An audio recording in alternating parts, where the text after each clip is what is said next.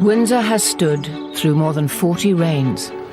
Over 1,000 years, members of the royal family have been born, wed, and buried here. No monarch has been more devoted to the castle than the Queen. Windsor is the fixed point in her year. Just as the castle offers security and familiarity, so does Windsor's extraordinary calendar of events. From the sacred... Good luck to her. I hope she finishes second. We're racing. ...to the less sacred. For the first time, cameras have been allowed to follow all the Windsor seasons, the time-honoured public ceremonies. Sun beating on your head, sweating, really hard. Forecast snow. And the private family occasions. It's quite a large group, isn't it? We are a bit lost. Yes, we are a little bit lost. Beyond the tourist trail and the public gaze, the Windsor calendar also governs the lives of those who live and work here, the people who make it all happen. OK, come on, through the shop, we haven't got time! There you are. This is the place the House of Windsor calls home, and these are the rituals and events which form the framework of the royal year.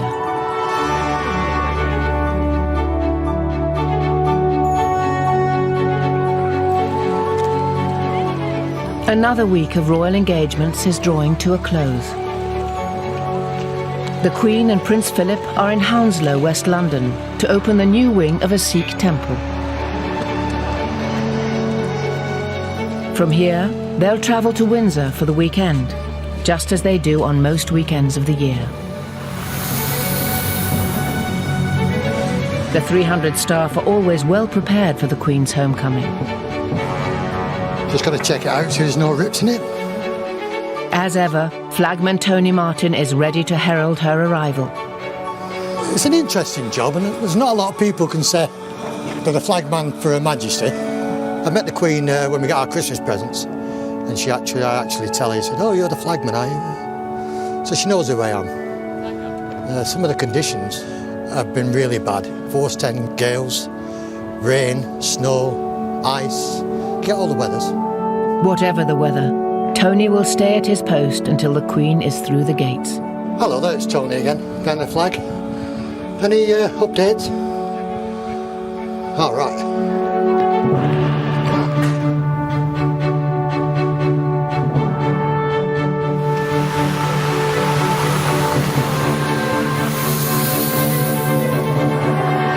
Right, she's here now. This is, above all, a living castle, not a museum. Through childhood, war, and more than half a century on the throne, the Queen has always found Windsor to be a constant through changing times. That is why this is her favourite home.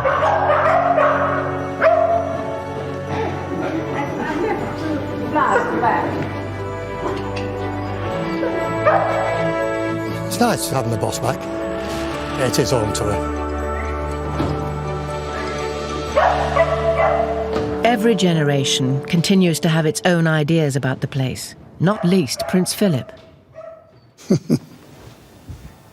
The original beds were rather sort of complicated and they didn't seem to fit very well. And so I got an artist friend of mine, and together we made a model of this, of the whole of this, and tried various arrangements on it, and eventually settled on this sort of cartwheel thing with, these are all rose beds, which makes it, in a sense, relatively easy to manage.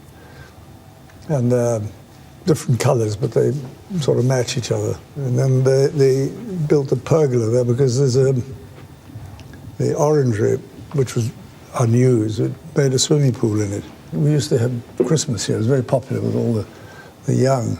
It still gets used. You ever use it yourself, sir? Yes, I use it, yeah. Easter, and Windsor's royal year begins in earnest. Most of the Queen's family gather to spend the long weekend together and attend Easter Sunday service at St George's Chapel.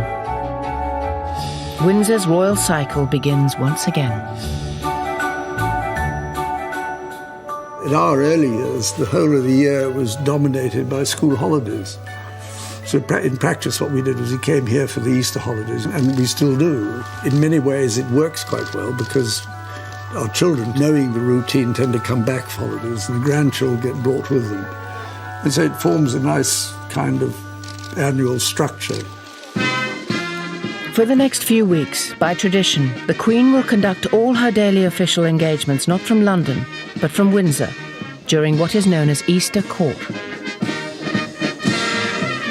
Today, the light cavalry are on parade in Windsor Great Park to receive a royal warrant from their Captain General.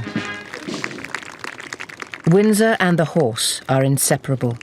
It's here at Windsor that the Queen trains and keeps the horses which she and her family ride. And 1, 2, 3. Terry Pendry, the stud groom, is in charge of all the Queen's horses at the castle. When she's down here with her horses, she is probably at a more relaxed state. And we, as her staff, must never forget that she is the Queen. And the right terminology is Your Majesty, and that's how we greet her in the mornings. Good morning, Your Majesty. Thereafter, we call her Mom. Whenever the Queen rides here, Terry is never far from her side. Nothing goes on in his world without it reaching the highest level in the land. Right through to conception, right through to retirement, Her Majesty knows every single one of her horses and ponies. Not only does she know her parents, but their grandparents and their great-great-grandparents. And she leaves no stone unturned. She names all her own horses and ponies herself and takes a great deal of interest in every single one of them. By early June, the Windsor seasons are moving on. No castle ritual is more colourful or ancient than Garter Day. The castle must be at its decorative best. It was at Windsor in 1348 that Edward III appointed 24 of his most trusted supporters to be Knights of the Garter, so named after the blue ribbon which went with the honour. Monarchs have been appointing Garter Knights, never more than 24 at any time, ever since. To this day, every knight or lady of the Garter in history is recorded by a coat of arms in Windsor's greatest chamber, St George's Hall. And every Garter Day, the Queen and her own 24 hand-picked knights will take part in a velvet-robed procession.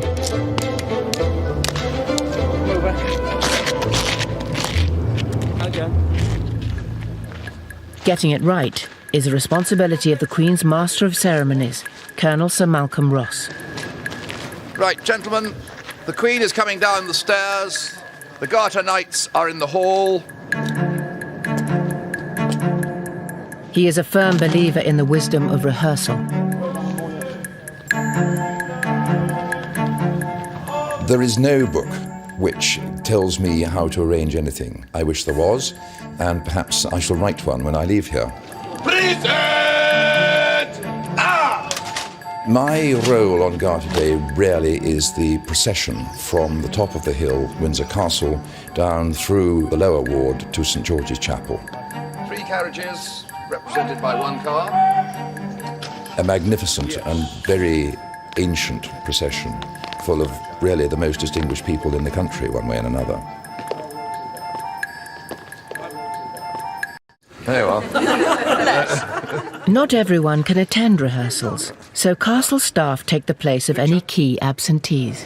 You did this last year, didn't you? No, I haven't done it for about... I was Queen last year. Deborah last year. You did it last year. Oh, yeah. Duke of Kent, Prince of Wales, Duke of Gloucester in the middle. Right.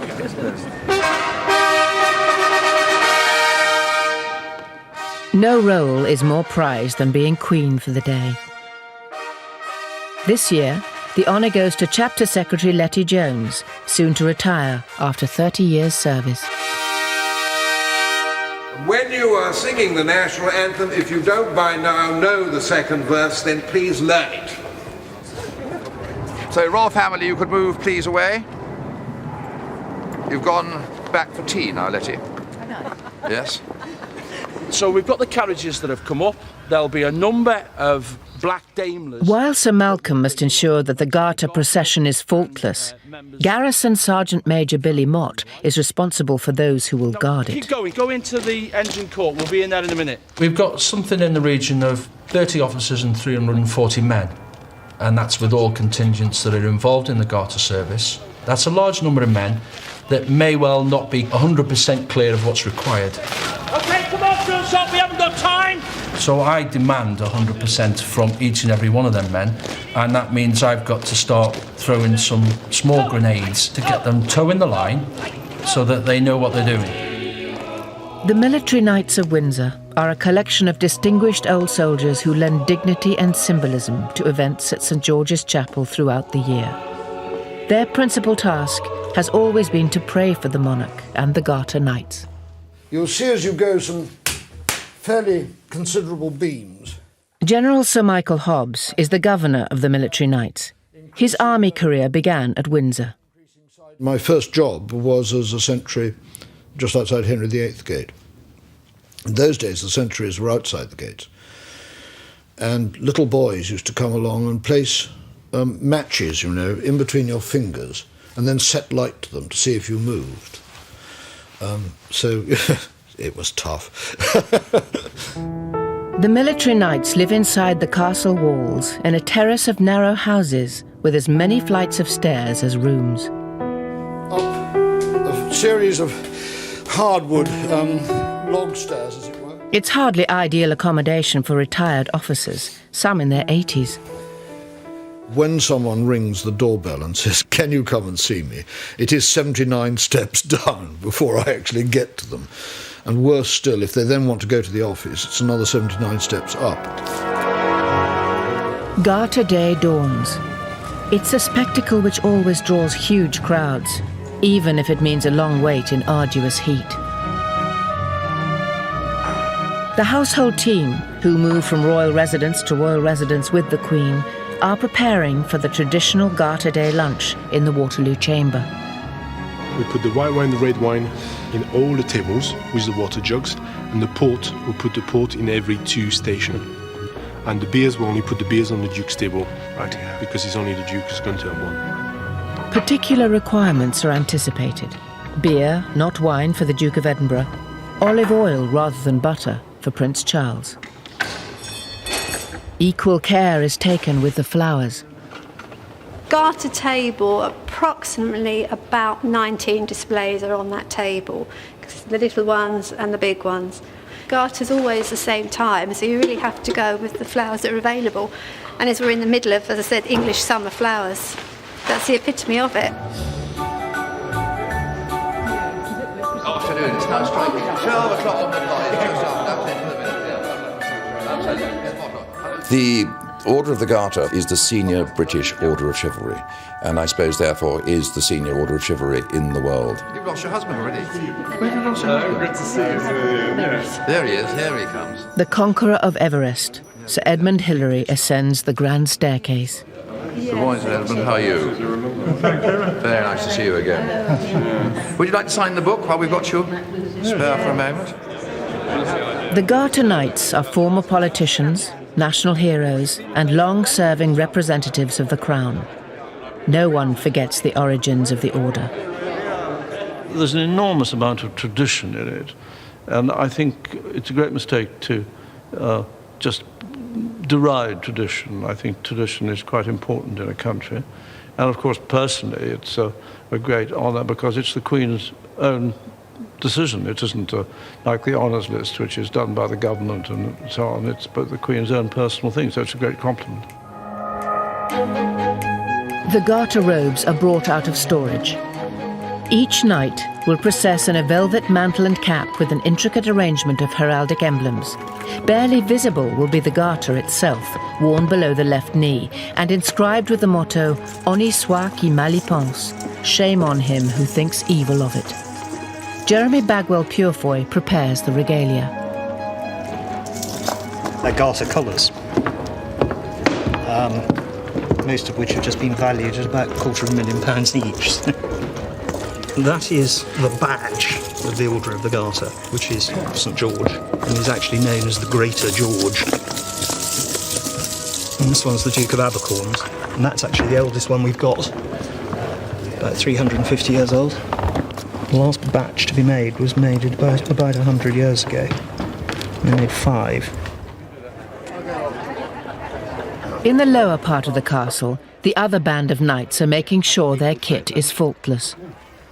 Right, are you ready to put this on? Absolutely. Have you got your bonnet is here, is it? Bonnet is there, yeah. The military knights will lead the procession. On a hot day such as Garter Day, the middle of June, it can be very, very uncomfortable. We're in the uniform, I think, somewhere between an hour and a half, 2 hours. You're all right, Peter. Stand still. Stand still. Okay. Then I'll adjust. One of the older military knights is Major Peter Bolton. He fought in Special Forces units across Europe in the Second World War. Okay. Yep. Smart as a button stick. Okay, I was going up in Garter, last Garter, coming up the hill there, jam-packed with people. Absolutely. And I was trying to find my way through. And I said, I'm an old veteran, medals are getting me down. And they parted after this. Everyone is seated punctually in the Waterloo chamber. The Queen does not like long lunches. Because the guests are usually the same, the Garter seating plan is rotated, but the public's desire to get a good view of everything and everyone. Garter Day is not mere pageantry. It goes to the heart of the English identity. When he founded the Order of the Garter here, Edward III chose St. George as its patron saint and renamed the chapel St. George's. It was for this reason that St. George went on to be adopted as patron saint of England, his red cross its flag. Windsor, Garter, England, St. George, all bound up in this one occasion. Another ritual in the royal cycle has been observed. 6.5 centuries after its foundation, the Order of the Garter has been honoured for another year. It's a nice piece of pageantry, which I think a lot of people enjoy. It looks, I mean, rationally, it's lunatic, but I mean, in practice, everybody enjoys it, I think. In 1711, Queen Anne established racing on the heath at Ascot, a village on the other side of Windsor Great Park. Nearly 3 centuries on, the 5 days of Royal Ascot attract well over 300,000 people each year.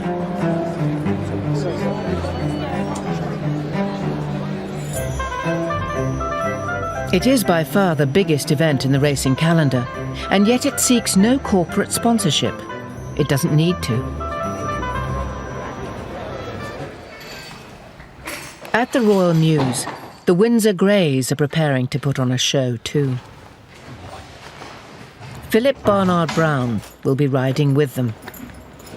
They certainly know it's different than normal, and I think once we turn them around here and start to harness up or saddle up, there's a certain amount of expectation there also.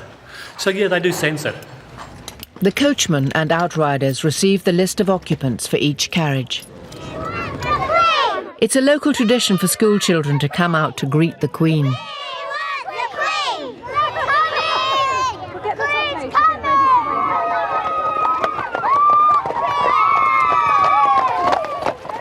The carriages are filled with the royal family and the Queen's house guests, many of whom are staying for the entire week. The racing gives all the guests something to do, because you know what it's like if you have a weekend or a week. People, if they wander about, nothing to do, they become a nuisance. But that is a very, it forms the kind of bones on which the whole of the rest of the entertainment takes place.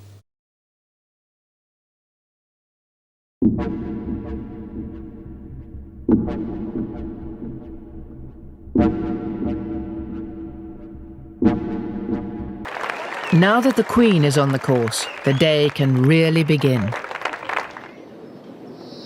The Windsor Greys arrive home. It's been a long day for all those at the Royal Mews.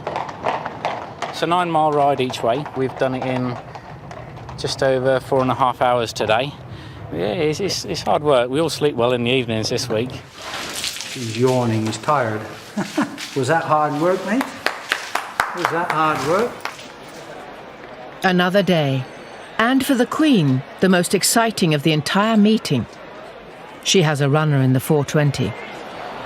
Having taken one last look at promotion, the Queen returns to the royal box. Her trainer, Sir Michael Stout, is cautiously optimistic. You know, we feel he's got a good chance here. Our slight concern is the ground, but she's well aware of that. You know, the Queen is a breeder. She's got a wonderful database of all her families, and she knows the score. He won on sort of good to soft ground last time and really enjoyed it. Does it put you under any pressure? Do you feel a little more nervous than you would at any other race course? Well, we've done our best, and obviously it means so much, not just to her, but everyone else, that yes, it makes you a little bit more edgy, to be honest. Towards the turn now, and out in front is Tuning Fork on the inside of Yolandi. They're still falling in front of Redfort, followed now by Promotion. Promotion on the outside moves up. Redfort though has taken the lead. Redfort has gone for home now. Promotion coming under pressure, followed by Blythe Knight, and further back is Bone Crusher, but Redfort has skipped away. Second is Promotion. The gamble was foiled. Not quite the happy ending the crowd had hoped for. And how will Her Majesty have regarded that? I watched the race with her. Oh, totally realistic. She knew when they turned in we weren't going to win, but she was satisfied with the performance. Yeah. Duties! Turn! Stand! Easy! More sober rituals are being played out by the resident garrison who guard the Queen and her castle. By the left! Quick, march! For the next few weeks, it's the turn of the Irish Guards, recently returned from Iraq. I chose the Irish Guards because I come from Ireland and because I've had family in them. It's something that I wanted to do since I was 16 years old when I was at school, rowing on the river, and I had this idea that, I think the first thing was that I always thought you'd be fit if you stayed in the army. Captain Alex Cosby attended school just down the road from here, at Eton. Another local recruit from nearby Slough is Guardsman Mark Hanson. Left school, done nothing at school, like when I worked on Dad's fairground, like travelling all over the country. Fancy doing something better. The Guard itself is really very ceremonial. It's tradition. It's showing off the tradition of the army. It's a tourist attraction because everyone wants to see this thing that is famous. At the same time, we do have that function of protecting the monarch when she is in residence. It is a privilege and an honour to guard your monarch. Yep. Frontline security is a police affair, but the guards do their bit too. Their 2-hour sentry shifts, known as stags, may be mind-numbing, but they're not without their perks. But when you stand, left Mark a telephone number. It just goes on and on and on. Your knees hurt, your feet hurt. That's all part of the job, like. Do you find it easy to keep a straight face, Mark? No. Of course I don't. What do you think about whilst you stood there? Think about the 3-week leave we got coming up. We go RB for 2 weeks. With August, the Windsor seasons move on, and the royal family depart for Balmoral. There is no holiday, though, for the Queen's castle. The visitors are still pouring through. And out in the great park, there's a harvest to be gathered. The governor of the castle is Air Chief Marshal Sir Richard Johns. When the royal family are away, Sir Richard is king of the castle. The castle exists to do a number of important functions. It is a working castle. This was taken in July 2002, and this photograph shows the working population of the castle. There are something like 160 people who actually live day by day within the castle walls, and there is a great feeling of community spirit. When the gates shut, Windsor's extended family come out to play at one of the governor's summer barbecues. Special burger. Is this the best one? They're the very best.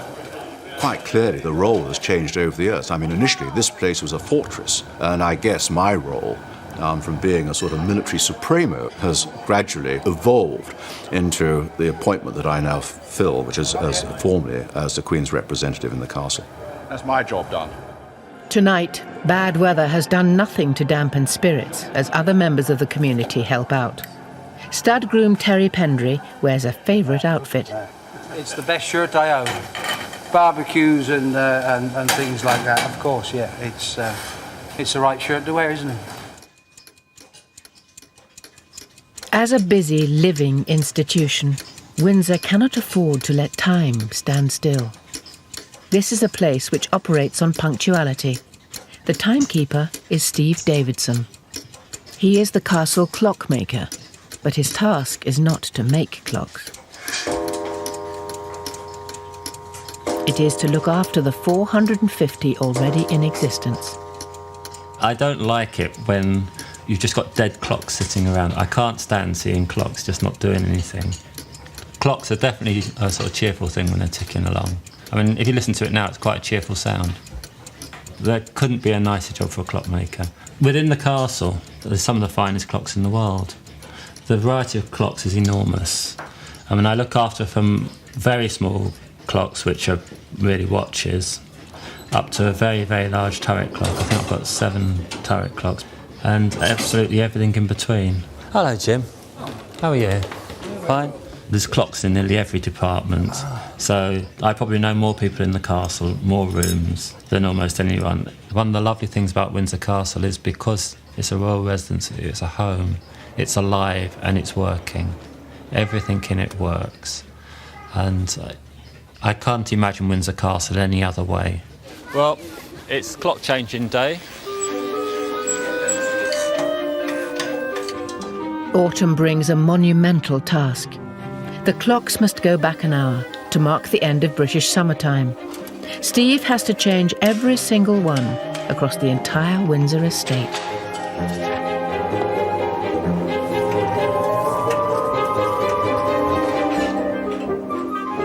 These clocks don't just play tunes, they've inspired them. Inside here is a fantastic organ clock. It's made in 1734. Plays 10 pieces by Handel, 6 of them he arranged for the clock. We're now still in property services. We are a bit lost. Yes, we are a little bit lost. You memorise a route, you memorise a clock, but if you make one little mistake on that, then you're completely lost. Oh, that's an awful mess, that one. Look at the state of that. I can't always remember where this lot are. The Round Tower is the castle's inner sanctum, the last bastion in the event of a siege. This is the home to the Royal Archives, where successive monarchs have deposited their personal memories, their diaries, and their secrets. What arrives here today will be studied by historians long into the future. In the photographic department, curator Francis Diamond is preparing to start work on a gargantuan project. The 40,000 photographs belonging to the late Queen Mother have arrived and require cataloguing.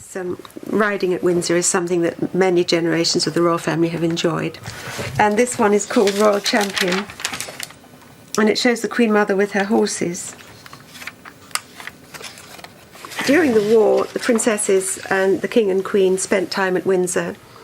And this album, it gives a very pleasant picture of how they spent some of their time. It was certainly a favourite place, I believe, for the Queen and Princess Margaret, because they'd spent such a lot of time here as children. And you see corgis, they had corgis in those days as well. And Princess Elizabeth indoors. During the war, the Queen even starred in her own pantomimes here. Here is the programme of Aladdin, which was performed in 1943 in the Waterloo Chamber. This comes from the Royal Archives, this document. And you can see that the part of Aladdin was taken by Princess Elizabeth, and the Princess Roxana was Princess Margaret. Here's Princess Elizabeth and Princess Margaret in costume. Royal children for a long time have taken part in little scenes and plays and tableaus. Queen Victoria's children did this. I believe George III's children did too, actually. And I think acting was quite a popular pastime.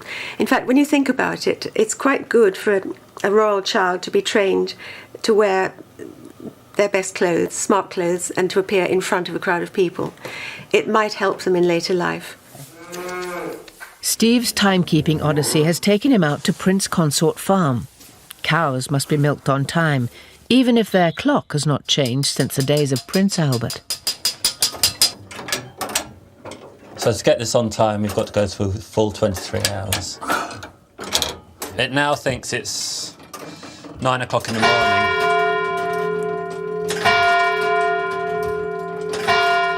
For most people, it's a little bit of a nuisance. They've just got to remember their clock. For me, it's a big nuisance. It takes me around about 16 hours to change all the clocks, and I work through the weekend. Well, this is all part of the castle. I tend to think of the home park as almost... Steve is still trying to turn back time as darkness falls. This is one of my favourite parts of the castle. All the clocks in the kitchens are left purposely 5 minutes fast. The punctuality in the royal household is important.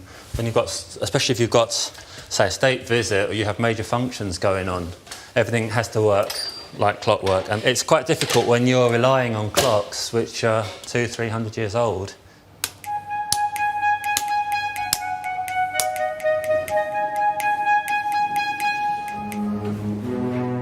By late evening, the Queen's castle can be a lonely place. Beautiful French clock. I really like these large buhl ones.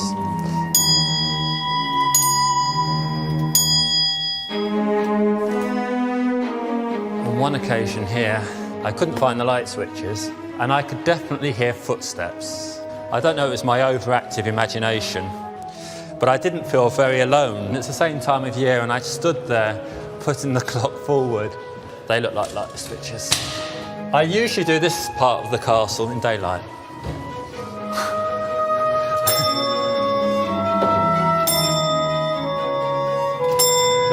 If you can imagine sort of standing here in the dark with just a little magnolite torch, with your imagination running wild, feeling cold and sort of...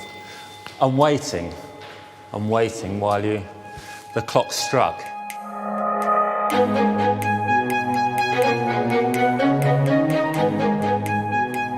I normally work through, when I'm doing this, I normally work through to about 11:30. Aha, the light. There you are, the great clock. This is the main turret clock for the quadrangle.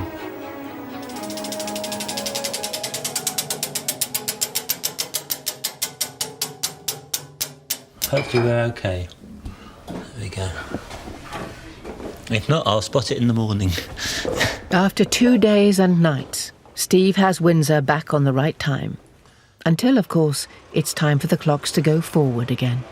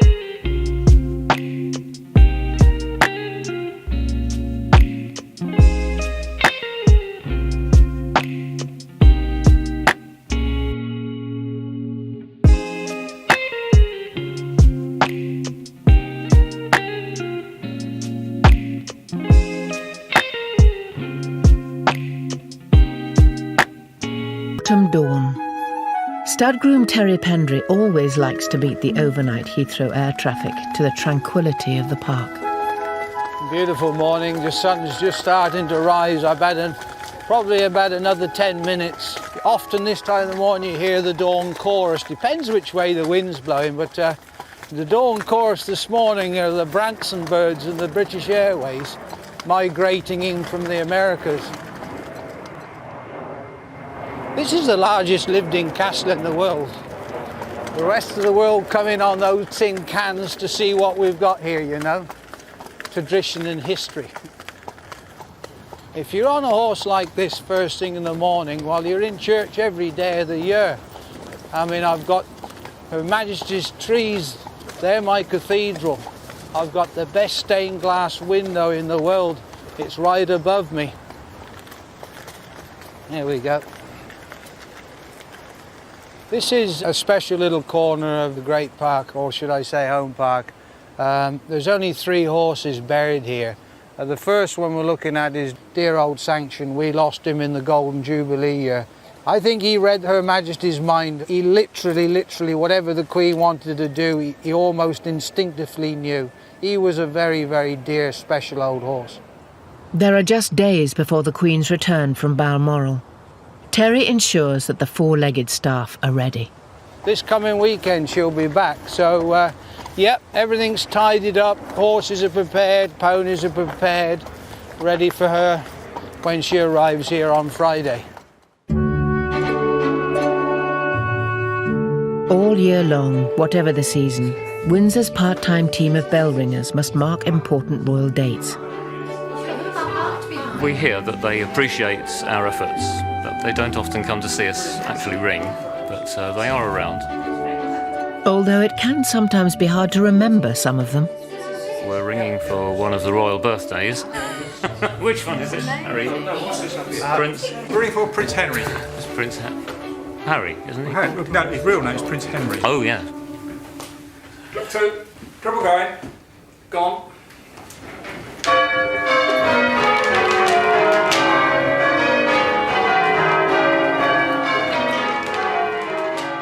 This year, though, the Queen's autumn return is overshadowed by a death in the family.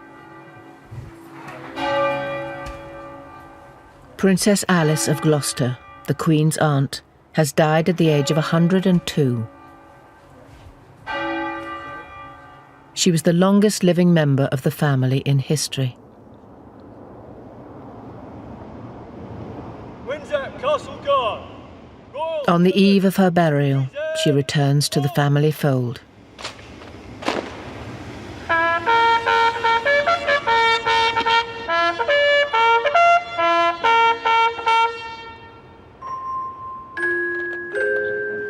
The House of Windsor gathers en masse at St George's Chapel. This will not be a state occasion, but a private funeral for a mother and grandmother.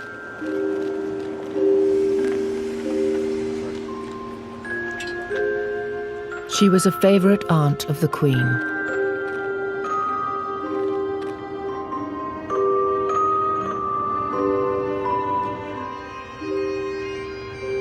The mourners. A bearer party from the King's Own Scottish Borderers carry their former Colonel-in-Chief.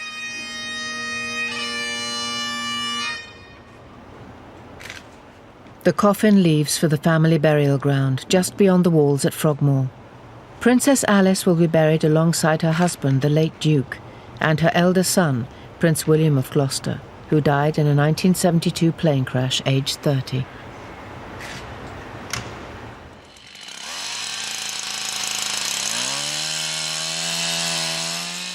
December in the Great Park. It is time to gather the great Christmas tree.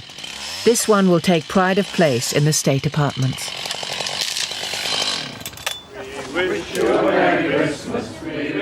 Windsor's royal year is drawing to a traditional close. The more tuneful castle staff are out in force. We wish you a Merry Christmas and a Happy New Year. If you'd like to sort of come in from that end and just file all the way down, we can keep you dry.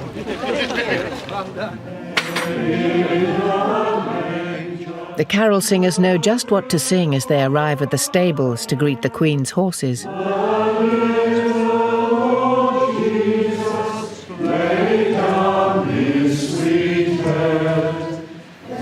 This is the second year that we've done this with the horses. Last year was quite a success, so it's grown from that. I actually think they enjoy it. They love company.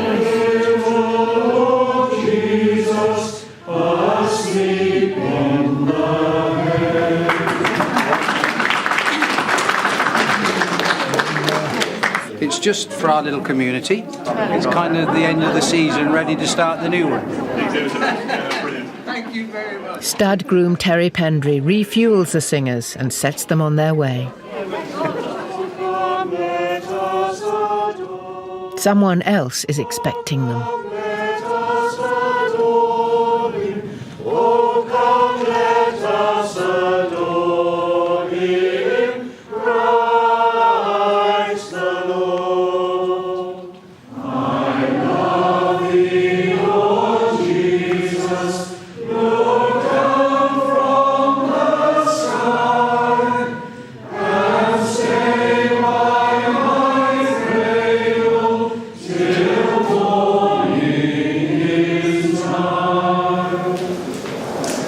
Your Majesty, I think it might just be possible that you will have heard better quality music in the course of the last year, but you won't have heard any with more affection. We've come to wish you and the family a really happy Christmas and every blessing in 2005. Oh, that's very kind. Thank you very much. Well, now, would you like something to warm the throat?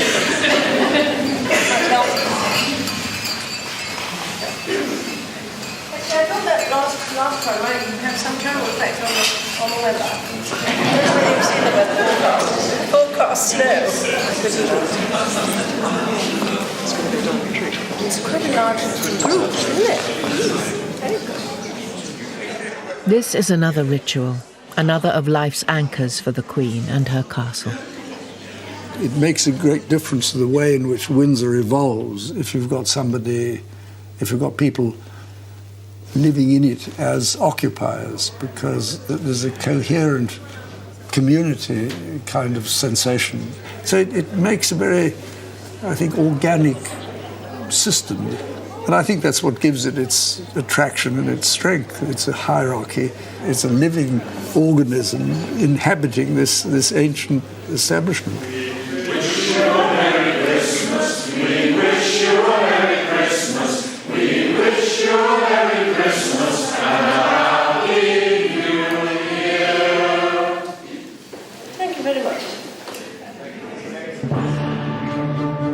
Whatever surprises the new year brings, Windsor will always be here for the monarch who has loved it more than anyone.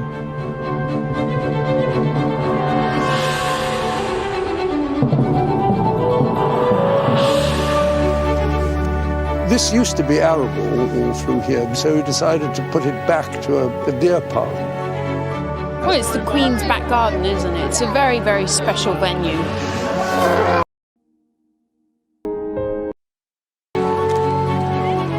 Another week of royal engagements is drawing to a close.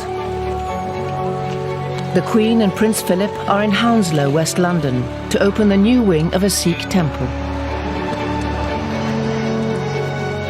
From here, they'll travel to Windsor for the weekend, just as they do on most weekends of the year. The 300 staff are always well prepared for the Queen's homecoming. Just got to check it out so there's no rips in it. As ever, Flagman Tony Martin is ready to herald her arrival. It's an interesting job, and there's not a lot of people can say they're the flagman for Her Majesty. I met the Queen when we got our Christmas presents, and I actually tell her, she said, "Oh, you're the flagman, are you?" So she knows who I am. Some of the conditions have been really bad. Force 10 gales, rain, snow, ice, get all the weathers. Whatever the weather, Tony will stay at his post until the Queen is through the gates. Hello there, it's Tony again, behind the flag. Any updates? All right.